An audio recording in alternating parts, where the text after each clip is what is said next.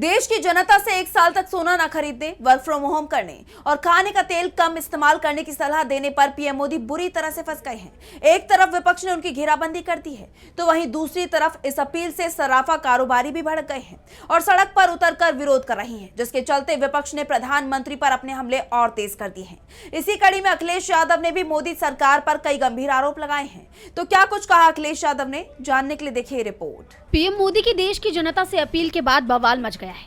1 साल तक सोना न खरीदने वाली सलाह पर देश भर के सर्राफा कारोबारियों में विरोध की लहर दौड़ गई है, जिसके चलते वो सरकार के खिलाफ प्रदर्शन पर उतर आए हैं।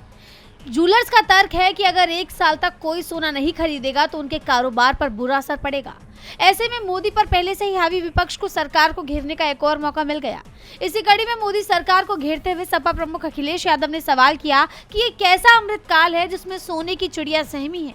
उन्होंने एक्स पर पोस्ट किया कि सराफा बाजार से जुड़े देश भर के करोड़ों कारीगरों से लेकर सुनार व्यापार तक अब क्या अपनी दैनिक जरूरतों को 1 साल के लिए ताक पर रख देंगे या सरकार उनके परिवारों का पेट पालेगी। ये बात बिना परिवार वाले लोग क्या जाने कि घर कैसे चलता है।